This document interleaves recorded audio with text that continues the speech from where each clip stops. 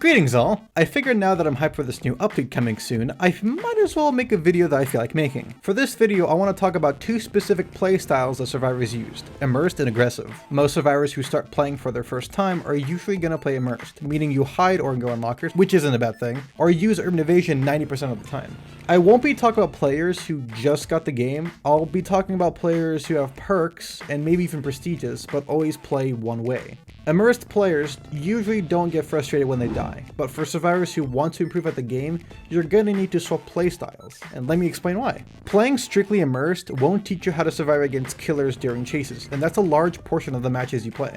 Obviously, there are a lot of other things that make a survivor a good survivor, but knowing playstyles may help you become a much better survivor. If you're only trying to get better at the game, playing strictly aggressive means you get to experience much more chases, meaning you know your limits. Think of it as getting out of your comfort zone. You get to understand how to pressure the killer and lead your team to victory, while also learning how to mind game, maximize looping efficiency, and how to work with a team effectively. Even though there's a pretty small skill cap for survivors, there are a couple assets that can identify a good survivor from a bad survivor.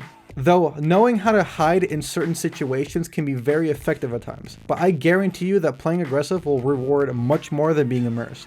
To convince you to swap playstyles in order to become a better survivor, I'll give you some examples why it's better to be an aggressive player rather than an immersed player. First off, most immersed players like to use a perk called Urban Evasion. Don't use it, it's terrible. I might explain in the comments if someone asks or in a future video, but know that it's not even a decent perk. Crouching or walking around the map with no heartbeat is usually a waste of time. At the beginning and throughout the whole game, you want to pressure the killer by doing generators. If all 4 survivors were to sneak around the whole map, unless the killer has whispers, they probably won't find you instantly, but if there is a worked generator, the killer will most likely find you. No scratch marks, killer knows that you're near the generator that was being worked on.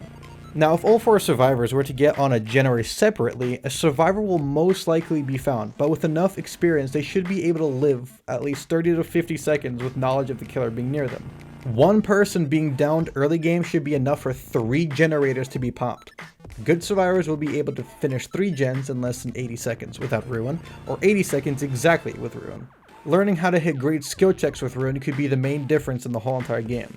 Being immersed the whole entire game isn't going to pressure the killer at all, meaning you give a lot of map control towards the killer. There is a lot we can talk about around specific subjects I made during the video, which I might make in future videos. If you have a question or disagree with anything I said, comment below and I'll try my best to respond. I'll try to upload more frequently after the new update. That being said, thanks for watching.